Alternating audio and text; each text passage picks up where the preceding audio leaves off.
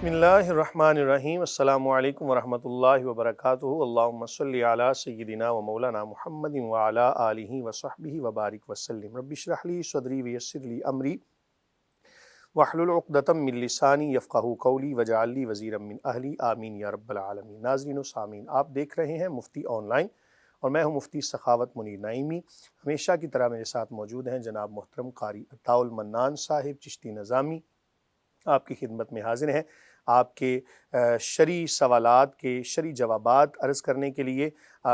Programme کا آغاز ہم تلاوت کلام پاک سے کرتے ہیں۔ جی قاری صاحب۔ اعوذ باللہ من الشیطان الرجیم، بسم اللہ الرحمن الرحیم۔ یا نساء النبی لستن کأحد من النساء ان اتقیتن فلا تخضعن بالقول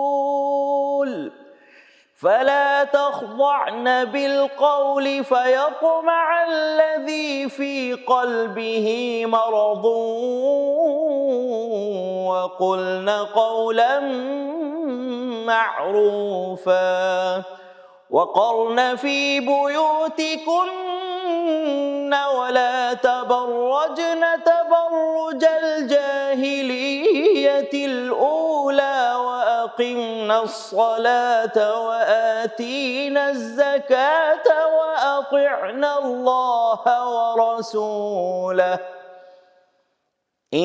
إنما يريد الله ليذهب عنكم الرجس أهل البيت ويطهركم تطهيرا واذكرن ما يتلى في بيوتكن من آيات الله والحكمة إن الله كان لطيفا خبيرا۔ صدق اللہ العظیم۔ ترجمہ سماعت فرما لیجئے۔ اللہ کے نام سے شروع جو بہت مہربان نہایت رحم والا۔ اے نبی کی بیویوں، اگر تم تقوی اختیار کرو تو تم عام عورتوں کی طرح نہیں ہو، لہٰذا تم نزاکت کے ساتھ بات مت کیا کرو۔ کبھی کوئی ایسا شخص بے جا لالچ کرنے لگے جس کے دل میں روگ ہوتا ہے، اور بات وہ کہو جو بھلائی والی ہو، اور اپنے گھروں میں قرار کے ساتھ رہو، اور غیر مردوں کو بناؤ سنگھار دکھاتی نہ پھرو جیسا کہ پہلی بار جاہلیت میں دکھایا جاتا تھا، اور نماز قائم کرو اور زکوٰۃ ادا کرو اور اللہ اور اس کے رسول کی فرما برداری کرو۔ اے نبی کے اہل بیت گھر والو، اللہ تو یہ چاہتا ہے کہ تم سے گندگی کو دور رکھے اور تمہیں ایسی پاکیزگی عطا کرے جو ہر طرح مکمل ہو، اور تمہارے گھروں میں اللہ کی جو آیتیں اور حکمت کی جو باتیں سنائی جاتی ہیں ان کو یاد رکھو۔ یقین جانو اللہ بہت باریک بین اور ہر بات سے باخبر ہے، بے شک اللہ نے سچ فرمایا۔ ماشاء اللہ، جزاک اللہ خیرہ۔ قاری صاحب نے جو تلاوت کی اس کے اندر حضور نبی کریم صلی اللہ علیہ وآلہ وسلم کی ازواج مطہرات یعنی امہات المومنین کو احکامات عطا کیے گئے، جس میں سب سے پہلا جو آیت کا حصہ ہے یا نساء النبی لستن کاحد من النساء، اے نبی کی گھر والیو تم عام خواتین کی طرح نہیں ہو۔ اس آیت سے اشارہ ملتا ہے کہ جو چیز بھی حضور نبی کریم صلی اللہ علیہ وآلہ وسلم کے ساتھ وابستہ ہو جائے وہ تمام چیزوں سے اعلیٰ و ارفع ہو جاتی ہے۔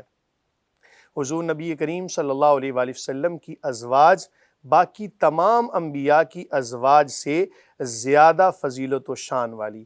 آپ صلی اللہ علیہ وآلہ وسلم کی اولاد، آپ کی آل، باقی انبیاء صلوات اللہ علیہم اجمعین و علیہم السلام کی اولاد جو غیر نبی ہے، یاد رکھیں یہاں پر جو انبیاء ہیں ان کا تو ایک اپنا مقام و مرتبہ ہے، لیکن نبی صلی اللہ علیہ وآلہ وسلم کی اولاد باقی انبیاء کی غیر نبی اولاد سے اعلیٰ و عرفہ اور فضیلت والی، جس شہر کا تعلق حضور نبی کریم صلی اللہ علیہ وآلہ وسلم کے ساتھ وہ بھی تمام شہروں سے اعلیٰ و افضل ہو گیا۔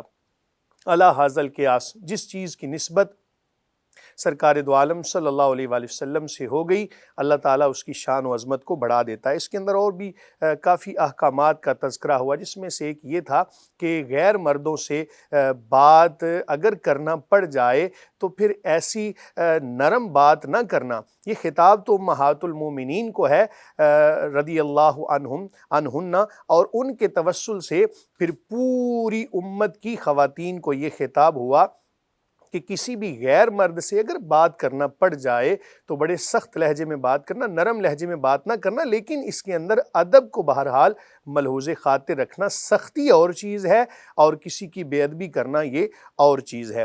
تو آج کے سوالات کی جانب بڑھتے ہیں۔ قاری صاحب کون سے آج کے سوالات ہمیں موصول ہوئے؟ جی مفتی صاحب، مری سے ممتاز شکیل پوچھتے ہیں کہ میری بیٹی کو یونیورسٹی آنے جانے میں بڑی مشکل ہوتی ہے، میں چونکہ خود بھی نوکری کرتا ہوں اس لیے اسے یونیورسٹی پک اینڈ ڈراپ نہیں دے سکتا، اس لیے میں سوچ رہا ہوں اسے بائک چلانا سکھا دوں تاکہ اس کی یہ مشکل مستقل طور پر دور ہو جائے۔ ایسے میں میری رہنمائی فرمائیں کہ کیا خواتین کا شرعاً بائک چلانا کیسا ہے؟ بسم اللہ الرحمن الرحیم۔ خواتین کے لیے بہرحال کوشش تو یہی ہونی چاہیے کہ جہاں بھی انہوں نے جانا ہے ان کے ساتھ کوئی نہ کوئی محرم ان کا ہو۔ شریعت نے کوئی بھی حکم جو لگایا ہے نا، چاہے وہ مردوں کے لحاظ سے ہو یا خواتین کے لحاظ سے، اس کے اندر بہت ساری حکمتیں پوشیدہ ہیں جو ہماری عقل سے بھی بالا ہیں۔ خواتین اگر اکیلے گھر سے نکلیں گی تو اس کے اندر بہت ساری خرابیاں بھی لازم آئیں گی۔ اگر آپ کو لگتا ہے کہ وہ خرابیاں آپ ہینڈل کر سکتی ہیں بائک چلاتے ہوئے، ظاہر ہے بہت ساری نظروں کا آپ کو سامنا کرنا پڑے گا آپ کی بیٹی کو۔ اسی طرح بائک چلاتے ہوئے اللہ نہ کرے کہ رستے میں خراب ہو جاتی ہے تو بھی بہت سارے مسائل درپیش ہوں گے۔ پیٹرول ڈلوانا ہے تب بھی ظاہر ہے کوئی ایسی سہولت تو چند پیٹرول پمپس ایسے ہیں کہ جہاں پر خواتین کے لیے خواتین پیٹرول ڈال کے دیتی ہیں۔ بہرحال اگر تمام تر چیزیں آپ ان کو ہینڈل کر سکتے ہیں یا ہینڈل کروا سکتے ہیں تو ایسی صورتحال کے اندر یہ مسئلہ آپ نے ہمیشہ یاد رکھنا ہے کہ بائک پر بیٹھے ہوئے اگر جسم کے خد و خال ظاہر ہو رہے ہوں، اور ظاہر ہے کہ جب تیزی کے ساتھ بائک چلے گی تو ہوا کی وجہ سے کپڑے بھی اڑیں گے، بے پردگی کا احتمال ہوگا، اور بھی اس کے اندر بہت سارے فسادات ہیں۔ ظاہر ہے دونوں پاؤں دونوں سائیڈوں پہ کر کے بیٹھنا ہوگا۔ ایسی صورتحال کے اندر بھی بے پردگی کا بہت زیادہ امکان ہے۔ تو ان تمام تر خرابیوں سے بچنے کے لیے تو اصل تو مسئلہ یہی ہے کہ خواتین کو خود سے اکیلے سواری چلانے کی اجازت نہیں ہے، اور پھر اگر کوئی ساتھ غیر محرم اگر بیٹھ جائے تب تو بہت زیادہ خرابی ہوگی۔ لیکن اگر لباس ایسا ہو کہ جس کے اندر کوئی بے پردگی نہ ہو، مکمل طور پہ سر کو اور پورے جسم کو ڈھانپ کر بیٹھیں، یہ تمام تر خرابیاں، اور اس کے علاوہ بھی بہت ساری خرابیاں ہوں گی، میں نے تو دو چار آپ کے گوش گزار کی ہیں۔ معاشرے کے اندر جب نکلیں گی تو اور بہت ساری خرابیوں کا سامنا آپ کو بہرحال کرنا پڑے گا۔ ان تمام چیزوں کو اگر آپ دور کر سکتی ہیں یا آپ اپنی بیٹی کے حوالے سے یہ چیزیں ہینڈل کر سکتے ہیں تو پھر اس وجہ سے فقہائے کرام اجازت دیتے ہیں کہ جب خاتون نے اگر اکیلے سفر کرنا ہے، جب دو خرابیاں جمع ہو جائیں نا، یہ اصول بھی آپ کو بتا دوں کہ جب دو گناہ جمع ہو جائیں تو ان دو گناہوں میں سے جب ایک گناہ کا اختیار کرنا یقینی ہو جائے تو پھر جو ہلکا گناہ ہے نا اس کو اختیار کیا جاتا ہے۔ دو خرابیاں جو بڑی ہوں ان میں سے چھوٹی خرابی کو اختیار کرنا پھر جائز ہوتا ہے۔ جب خاتون نے اکیلے گھر سے نکلنا ہے، پبلک ٹرانسپورٹ میں سفر کرنا ہے تو بھی بہت ساری خرابیاں ہوں گی۔ ظاہر ہے کہ کرایہ لینے کے لیے اور بات چیت کرنے کے لیے غیر مردوں سے بات کرنا پڑے گی۔ تو جب ان دونوں چیزوں کو ہم سامنے رکھتے ہیں تو پھر آج کے علماء کچھ شرائط کے ساتھ اس کی اجازت دیتے ہیں۔ یاد رکھیں کہ اگر سکوٹی، جس کو عام زبان میں کہا جاتا ہے، کہ جس کے اندر کچھ پردے کا لحاظ ہوتا ہے، پاؤں بھی کور ہوتے ہیں، کسی حد تک جسم کا بہرحال پردہ اس کے اندر ہوتا ہے، تو ایسی صورتحال کے اندر پھر بامر مجبوری اجازت ہوگی کہ خواتین سکوٹی بہرحال بامر مجبوری چلا سکیں گی۔ مفتی صاحب، ایک بہن گوجرا سے پوچھتی ہیں کہ ہم اکثر ایک دوسرے سے کہتے ہیں کہ یہ بات تو میرے فرشتوں کو بھی پتہ نہیں تھی، برائے مہربانی رہنمائی فرمائیں کہ یہ جملہ کہنا شرعاً جائز ہے یا نہیں؟ بسم اللہ الرحمن الرحیم۔ قرآن مجید فرقان حمید میں ارشاد باری تعالیٰ ہے کرامن کاتبین یعلمون ما تفعلون، کہ اللہ تعالیٰ نے جو فرشتے پیدا فرمائے ہیں، دو عزت والے، دائیں اور بائیں کندھوں کے اوپر جو اللہ تعالیٰ کے حکم سے ڈیوٹی سر انجام دے رہے ہیں، وہ جانتے ہیں جو بھی تم کرتے ہو۔ یہ بات کہنا کہ میرے فرشتوں کو بھی نہیں معلوم، معاذ اللہ، یہ ایک اہانت والا ایک جملہ ہے، اور اس اہانت والے جملے سے پرہیز کرنا چاہیے۔ اللہ رب العالمین نے جن ہستیوں کی شان و عظمت کو بلند کیا ہے، جن ہستیوں کو شانیں اور عظمتیں عطا فرمائی ہیں، ان کی تحقیر کرنا جائز نہیں ہے۔ اللہ رب العالمین نے اپنے فرشتوں کو یہ شان عطا فرمائی ہے کہ وہ اللہ تعالیٰ کی عطا کردہ طاقت سے بندے کے حوالے سے تمام تر چیزیں جانتے ہیں۔ اس نے جو کرنا ہے اللہ تعالیٰ نے ان کو سکھا دیا ہے۔ اسی طرح اللہ تعالیٰ نے اپنے انبیاء کو شانیں عطا فرمائی ہیں، تو فرشتوں کے حوالے سے کوئی تحقیر والا یہ جملہ نظر آ رہا ہے، اس لیے اس سے پرہیز کرنا لازم ہے۔ اگر زندگی میں پہلے ایسا کوئی جملہ کہہ چکے ہیں تو اللہ رب العالمین سے توبہ و استغفار کرنا بھی لازم ہے۔ اس کے اندر بہرحال اہانت پائی جا رہی ہے۔ فرشتوں کی اہانت کسی بھی حقیر جملے سے کی جائے تو کفر کہلاتا ہے شریعت؟ ہم اس کو کفر اس لیے نہیں کہہ سکتے کہ اگر تو کسی نے جان بوجھ کر ایسا عمل کیا تو کفر ہوگا، اور اگر انجانے میں ایسا جملہ نکل گیا تو پھر ہم، کیونکہ یہ مسئلہ بھی آپ یاد رکھیں کہ ہمارا مقصد لوگوں کو اللہ تعالیٰ معاف کرے کافر بنانا تو نہیں، کفر سے بچانا ہمارا مقصد ہے۔ اگر سابقہ زندگی میں کوئی ایسا جملہ زبان سے نکل گیا، توبہ و استغفار کر لیں، اللہ تعالیٰ کی بارگاہ میں امید کرتے ہیں کہ اللہ تعالیٰ معاف فرما دے گا۔ جی مفتی صاحب، یہ جملہ اکثر ہمارے ماحول میں پاکستان میں محاورتاً بولا جاتا ہے کہ یہ بات تو میرے فرشتوں کو بھی پتہ نہیں تھی، تو یہ جائز ہوگا یا نہیں؟ اب لا علمی کی بنا پر ایسا کہا ہے نا، تو محاورہ بھی اگر بنا ہو، اگر غلط محاورہ ہو تو اس کو تبدیل کرنا چاہیے۔ جس محاورے کے اندر بھی ایسا کوئی بے ادبی کا پہلو پایا جائے، یاد رکھیں فرشتے معصوم عن الخطا ہیں، اور اللہ تعالیٰ نے ان کی شان کو بیان کیا ہے، اس لیے اس سے پرہیز کرنا چاہیے۔ محاورتاً اگر بولا بھی گیا ہے تو مسئلہ سننے کے بعد تو اس سے بہرحال اجتناب کرنا ضروری ہوگا۔ جی مفتی صاحب، شور کوٹ سے ایک بہن پوچھتی ہیں کہ ہمارے گھر میں اکثر جائے نماز ایسے ہیں جن کے نیچے فوم لگا ہوا ہے، جس سے جائے نماز نرم لگتا ہے، لیکن مجھے ایک سہیلی نے بتایا ہے کہ نرم چیز پر سجدہ کرنا جائز نہیں ہے۔ برائے مہربانی رہنمائی فرمائیں کہ کیا واقعی فوم والی جائے نماز پر نماز پڑھنا جائز نہیں ہے؟ بسم اللہ الرحمن الرحیم۔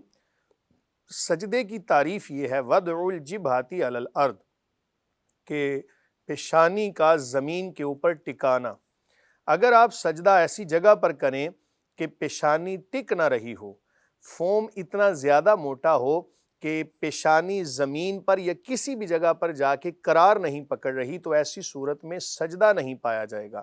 مثال کے طور پہ آپ میٹرس پہ بیٹھے ہیں تو ایسی صورتحال کے اندر سجدہ نہیں پایا جائے گا، کیونکہ جتنا آپ پیشانی کو دبائیں گے وہ دبتی چلی جائے گی، کسی جگہ پر قرار ہی نہیں پکڑ رہی۔ اور اگر جائے نماز ایسی ہے، مصلی ایسا بنا ہوا ہے کہ جس کے اندر تھوڑا سا فوم ہے، اور آپ نے سجدہ کیا اور سجدہ کسی جگہ پر جا کے آپ کی پیشانی ٹک گئی، یعنی مزید دبانے سے اب دب نہیں رہی، تو ایسی صورتحال کے اندر سجدہ ہو جائے گا۔ اگر موٹا فوم تھا تو پھر بہرحال اس پر اگر سجدہ کیا ادا نہیں ہوگا، آپ کو نماز دوبارہ سے پڑھنا پڑے گی۔ جی مفتی صاحب، چک جھمرہ سے امجد نذیر پوچھتے ہیں کہ کیا اسلام میں خواتین کو ساڑی پہننے کی اجازت ہے؟ بسم اللہ الرحمن الرحیم۔ اسلام کے اندر خواتین اور مردوں کے حوالے سے لباس بھی بیان کر دیا گیا کہ جس کے اندر جو چھپانے کی چیزیں ہیں، مرد کا ستر اور اس کے علاوہ بطور زینت لباس اسلام نے وضع کر دیا، عورت کا بھی لباس اسلام نے وضع کر دیا، بتا دیا کہ یہ لباس خواتین کے لیے مناسب ہے، اور اس کی عملی نظیر ہم اپنے معاشرے کے اندر دیکھتے ہیں۔ یہ بات بھی یاد رکھیں، من تشبہ بقوم فہو منہم، او کما قال، کہ جو جس قوم کی مشابہت کو اختیار کرتا ہے وہ انہی میں سے ہے۔ جناب آپ کے سامنے کوئی بندہ فوج کا یونیفارم پہن کے آ جائے، حالانکہ وہ فوج کے اندر ملازمت نہیں کرتا، لیکن آپ دیکھتے ہی اس کو کیا سمجھیں گے کہ یہ ہمارے سامنے کوئی فوجی آ رہا ہے، کوئی آرمی کا بندہ آ رہا ہے۔ اگر کوئی بندہ ظاہری وضع قطع ایسی بنا لیتا ہے، سر پہ امامہ شریف سجا لیتا ہے اور جبہ پہن لیتا ہے، اسی طرح داڑھی شریف رکھ لیتا ہے، بھلے سے اس کے اندر وہ ایسی کوالٹیز موجود نہ بھی ہوں، تب بھی ہم سمجھیں گے کہ یہ سامنے جو بندہ آ رہا ہے یہ عالم دین ہے۔ اسی طرح اللہ حاضل قیاس پولیس کی وردی کوئی پہن لے تو آپ سمجھیں گے پولیس والا ہے۔ تو جو جس طرح کا لباس پہنتا ہے غالب گمان یہی جاتا ہے کہ یہ وہی ہے۔ اب ظاہر ہے یہ ساڑی کا پہننا یہ کوئی مہذب لباس نہیں ہے، اس کے اندر جسم کے خد و خال بھی ظاہر ہوتے ہیں۔ جو مروجہ ساڑی ہے اس کے اندر پیٹ بھی ظاہر ہوتا ہے اور بازو بھی ظاہر ہے، اسی طرح بالکل واضح ہوں گے۔ تو یہ لباس جب کسی ایسی قوم کا بن جائے تو اس سے بچنا بہرحال بہتر ہے، اور جس لباس کو پہننے کے بعد اعضاء واضح ہوں خواتین کے، پتہ چلے کہ فلاں عضو اس طرح کا ہے، تو ایسا لباس خواتین کے لیے اسلام نے مشروع قرار نہیں دیا، اس سے اجتناب ضروری ہے۔ اگر ایسی ساڑی ہو، آپ اگر ایجاد کر لیں ایسی ساڑی کہ جس کے اندر تمام اعضاء چھپ جائیں، جو خواتین کو چھپانے کا حکم ہے، تو اس کی اجازت ہے، اس کے علاوہ اس کی شرعاً اجازت نہیں ہوگی۔ جی مفتی صاحب، بہاولپور سے نواز دین پوچھتے ہیں کہ ہم نے کچھ سال پہلے 10 لاکھ روپے بینک میں جمع کروائے تھے، اس وقت سے اس کی مخصوص رقم ہمیں بطور منافع ملتی رہتی تھی، لیکن مجھے اب کسی نے بتایا ہے کہ یہ رقم بھی سود کے زمرے میں آتی ہے، اس لیے اب میں پریشان ہوں کہ کیا کروں، کیونکہ میرے ایسے اکاؤنٹس بھی ہیں جن کی رقم 5-10 سال کے لیے فکس ہے اور وہ مجھے اس میعاد کے بعد منافع کے ساتھ ملے گی۔ اس حوالے سے رہنمائی فرمائیں، مجھے کیا کرنا چاہیے؟ بسم اللہ الرحمن الرحیم۔ سود کے حوالے سے قرآن مجید فرقان حمید میں واضح احکامات موجود ہیں۔ حضور نبی کریم صلی اللہ علیہ وآلہ وسلم نے اس کے حوالے سے تعلیم و تربیت فرمائی۔ میں ایک حدیث بطور اصول آپ کے سامنے رکھ دیتا ہوں، اس کا مفہوم سمجھ لیں۔ کل قرض جر نفعا حراما اذا کان مشروطا، اس کو علامہ شامی نے بھی ذکر کیا ہے، بطور اصول انہوں نے اس کو ذکر کیا کہ ہر وہ قرض جس پر نفع کا اجرا ہو اور وہ نفع بھی مشروط ہو تو ایسی صورت میں وہ حرام ہوگا، ربا کہلائے گا، سود کہلائے گا۔ کسی بھی جگہ پر اگر آپ نے پیسے بطور امانت رکھے تو امانت رکھنے سے ہی جو روپے ہوتے ہیں وہ قرض بن جاتا ہے۔ ہم یہ نہیں کہہ سکتے کہ فلاں جگہ پر ہم نے روپے رکھے وہ امانت ہیں، بے عین ہی وہی واپس لوٹائے جائیں گے۔ پیسے ایک ایسی چیز ہے کہ جو متعین کرنے سے متعین نہیں ہوتے۔ مثلا کوئی بندہ کہے یہ 5,000 اور انہی 5,000 کے بدلے میں فلاں چیز خریدنی ہے، تو وہ متعین نہیں ہوں گے۔ اسی لیے جب آپ نے بینک کے پاس اپنے پیسے رکھے تو وہ اگر امانت اس کو سمجھے تب بھی وہ قرض ہے، اور اگر قرض پر نفع مل رہا ہو تو وہ یقینی طور پہ سود ہے، اس سے بچنا لازم ہے۔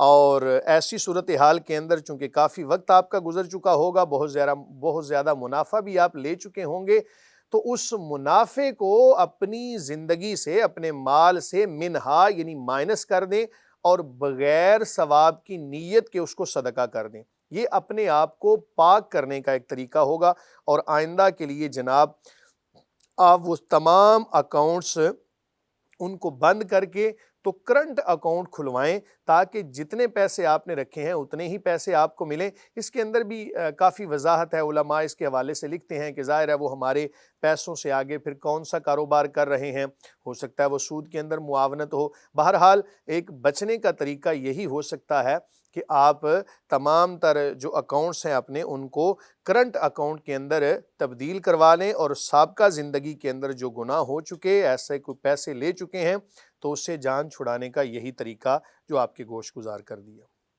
جی مفتی صاحب، بہاول نگر سے حیات دین پوچھتے ہیں کہ اگر منہ سے لہسن یا پیاز کی بو آئے تو کیا نماز ادا ہو جائے گی یا نہیں؟ بسم اللہ الرحمن الرحیم۔ ہر وہ چیز کہ جو سمیل چھوڑے، بدبو پیدا کرے اور اس سے دوسرے لوگ پریشان ہوں، چاہے وہ لہسن کی سمیل ہو یا پیاز کی سمیل ہو، سگریٹ کی ہو، نسوار کی ہو، کوئی بھی کام جو آپ کرتے ہیں اس حوالے سے آپ کے کپڑوں سے جو سمیل آ رہی ہے جس کی وجہ سے دوسرے لوگوں کو تکلیف ہوتی ہو، ایسی چیزیں کھا کر استعمال کر کے نماز پڑھنا جائز نہیں ہوگا، نماز مکروہ ہوگی۔ اگر آپ اکیلے نماز پڑھ رہے ہیں نماز تو ہو جائے گی، لیکن جماعت کے ساتھ پڑھیں گے تو کراہت پیدا ہوگی، نمازیوں کی تعداد کے اندر کمی واقع ہوگی، اور لہسن اور پیاز کے حوالے سے تو واضح حدیث موجود ہے، لہٰذا اس سے اجتناب کرنا۔ اکیلے بھی نماز پڑھ رہے ہوں تو خاص طور پہ لہسن اور پیاز، چونکہ اس کے بارے میں واضح فرمان موجود ہے، جس کے بارے میں واضح فرمان موجود ہو اس میں پھر ہمارا قیاس نہیں چلتا، ہم اس کے بارے میں کوئی اپنی رائے قائم نہیں کر سکتے۔ جب واضح فرمان موجود ہے تو آپ ایسی چیزیں استعمال کر کے نماز ادا نہ کریں۔ ہاں، حضور صلی اللہ علیہ وسلم فرماتے ہیں، جس کا مفہوم ہے کہ ان کو اگر پکا لیا جائے، پیاز کو یا لہسن کو پکا لیا جائے تو ایسی صورت میں اس میں کوئی کراہت نہیں پائی جاتی۔ اس دور میں لہسن اور پیاز کی بدبو عام طور پہ نہیں آتی، بہت کم ہوتا ہے کہ کسی کے منہ سے آئے، مگر سگریٹ کی بو آ رہی ہوتی ہے، کیا اس سے نماز ادا ہو جائے گی؟ نماز تو ادا ہو جائے گی، ہم چونکہ اس میں قیاس کریں گے نا، نماز تو ادا ہو جائے گی لیکن بہرحال کراہت کے ساتھ۔ کوئی بھی چیز جو منہ میں اسمیل پیدا کرتی ہو یا جسم میں تو اس سے اجتناب کرنا ضروری ہے۔ اس کے اندر کراہت بہرحال ضرور ہوگی، مکروہ ضرور ہوگا یہ۔ ٹھیک ہو گیا جی۔ مفتی صاحب، کراچی سے نبیل راس پوچھتے ہیں کہ اگر ماں اور بیوی میں جھگڑا ہو جائے تو شوہر کو کس کی حمایت کرنی چاہیے؟ یعنی اگر ماں کی غلطی ہو اور ماں کو احترام سے احساس دلائے تو کیا بیٹا ساس بہو کے جھگڑے میں ماں کا نافرمان تو نہیں کہلائے گا؟ اس بارے میں شرعاً کیا حکم ہے؟ بسم اللہ الرحمن الرحیم۔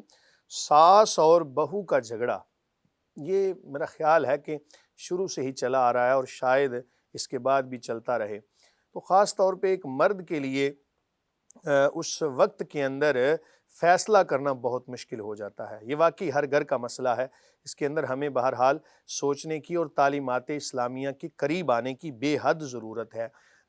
والدہ کو بھی تعلیمات اسلامیہ سے آراستہ کیا جائے، ان کو پڑھائی جائے وہ چیزیں کہ جو حقوق اللہ اور حقوق العباد کے ساتھ تعلق رکھتی ہیں، خاص طور پہ بیٹیوں کے حوالے سے، بہو کے حوالے سے، اور بہو کو بھی سمجھایا جائے کہ ماں کا ادب اور احترام کیا ہوتا ہے۔ بیٹا بہرحال اس صورت کے اندر تمام تر معاملات کو دیکھے، نہ تو بیوی کے سامنے ماں کی حد کی عزت کرے، نہ ہی ماں کے سامنے بیوی کو برا بھلا کہے۔ ایسی صورتحال اگر اختیار کرے گا، کسی کے سامنے دوسرے کو برا بھلا کہے گا تو بہت ساری خرابیوں کا سامنا بھی کرنا پڑے گا۔ مثال کے طور پر بیوی کو برا بھلا کہہ دیا تو باتیں کہاں سے کہاں نکلتے ہوئے بعض دفعہ یہ صورتحال جھگڑے تک پہنچ جاتی ہے اور گھروں کے ٹوٹنے تک پہنچ جاتی ہے۔ تو علیحدگی میں جا کے جس کی غلطی ہو، علیحدگی میں جا کے بڑے ادب کے ساتھ ماں کو سمجھے، اگر بالفرض ماں کی غلطی تھی تو ان کو جا کے کہے کہ اماں جی یہ وقت جو تھا اس کے اندر آپ کو یہ کر لینا چاہیے تھا۔ تو صورتحال کو مد نظر رکھتے ہوئے نہ تو ماں کا نافرمان ہو اور نہ ہی بیوی کی حد کی عزت کرے، کہ یہ وہ رشتہ ہے کہ جو ایک سکون کا باعث ہے۔ قرآن نے اس کو سکون کہا ہے، هو الذی جعل لکم ازواجا لتسکنوا الیہا، اور بعض روایات میں ملتا ہے کہ جنت کے اندر بھی رشتہ قائم رہے گا، قیامت میں بھی رشتہ قائم رہے گا۔ اس لیے بہرحال دونوں کے معاملات کو ملحوظ خاطر رکھتے مفتی ہوئے صاحب، دونوں کی اگر لڑائی ہو گئی، اس میں صلح کرانے کے لیے شوہر کچھ جھوٹ بھی بول سکتا ہے؟ ایسا جھوٹ بولنا صلح کروانے کے لیے جائز ہوگا کہ جو واضح طور پہ جھوٹ نہ ہو۔ مثلا جیسا کہ حضرت ابراہیم علیہ السلام آپ کی تعلیمات سے ہمیں ملتا ہے کہ جب ایک بادشاہ رستے میں خواتین کو قید کر لیتا تھا تو آپ نے اپنی بیوی کو کہا کہ تم جا کے کہنا کہ ہم آپس میں بہن بھائی ہیں۔ اب بہن بھائی سے مراد آپ نے اسلامی بہن بھائی مراد لیا، یعنی نیت کچھ اور ہو، بیان کچھ اور کیا جائے، تو ایسی صورتحال کے اندر یوں سمجھ لیں کہ بات کا تھوڑا سا ہیر پھیر کے ساتھ کہہ لیں یا اس کو کوئی بھی آپ جملہ دے لیں، ایسی صورتحال کے اندر اس طرح کا جھوٹ بولنا صلح کروانے کے لیے جائز ہوگا۔ ہمارے گھروں کے ماحول میں ہم نے دیکھا ہے کہ ساس کو اگر کہہ دیا جائے کہ نہیں وہ بہو ٹھیک ہے، تو ساس اور زیادہ لڑائی کرتی، اور زیادہ شور مچاتی ہے، تو ایسے موقع پہ اجازت ہوگی کہ کچھ بہو کی خلاف دو چار باتیں کر کے تھوڑی دیر کے لیے ساس کو ٹھنڈا کیا جائے تاکہ وہ چپ ہو جائے اور پھر معاملہ بعد میں صلح کی طرف لے جائے؟ حکمت جو ہے نا قاری صاحب، یہ مومن کا بہت بڑا ہتھیار ہے، اس کو استعمال کرنا چاہیے۔ علیحدگی میں جا کے سمجھائے گا نا ماں کو تو پھر کوئی مسئلہ نہیں ہوگا، لیکن اگر دونوں کے سامنے کسی ایک کو بھی وہ چپ کروانے کی کوشش کرے گا اور ان کے خلاف بات کرے گا تو لڑائی مزید بڑھے گی۔ اس لیے وقتی طور پہ معاملات کی نزاکت کو سمجھتے ہوئے بات کو ٹھنڈا کر دے اور بعد میں جا کے علیحدگی میں سمجھائے۔ ہم نے تو دیکھا ہے علیحدگی میں بھی اگر ماں کو سمجھایا جا رہا ہے تو ماں کہہ رہی نہیں تم بہو کی سائڈ لے رہے ہو، بیٹے کو ناراض ہونا شروع ہو جاتی ہے۔ تو اس موقع پہ تھوڑی دیر کے لیے اجازت تو ہونی چاہیے کہ 2-4 لفظ بہو کے بارے میں بول دیں، بس نہیں جی وہ ایسی ہے ایسی ہے۔ ایسا لفظ بولے کہ جس کے اندر کوئی حکارت کا پہلو بھی نہ پائے۔ ہاں یہ کہے، اگر یہ کہنا پڑ جائے نا تو میرے خیال سے میرا یہ مشورہ ہوگا کہ یہ کہے کہ اماں جی وہ تو آپ کی بڑی عزت کرتی ہے، جب کبھی ہم علیحدگی میں بیٹھتے ہیں تو کہتی ہے میری آپ کی والدہ تو میری ماں کی طرح ہے۔ اس طرح کے کلمات کہہ کے ان کو جا کے کہے کہ وہ آپ کی عزت کرتی ہے، تو اس طرح کی باتیں کر کے بجائے اس کے کہ بھڑکائے ان کی عزت کی باتیں کرے گا تو اس کے اندر عافیت ہے۔ چاہے وہ عزت نہ بھی کرتی ہو تو بیٹے کو تب بھی اجازت کہہ ہے کہ دے جھوٹ تب بولنے بھی کی۔ کہہ دے کہ وہ جی عزت کرتی ہے آپ کی اور بڑے اچھے الفاظ میں آپ کو یاد کرتی ہے، اب اس سے مراد کچھ اور لے لے تو شرعاً جائز ہوگا۔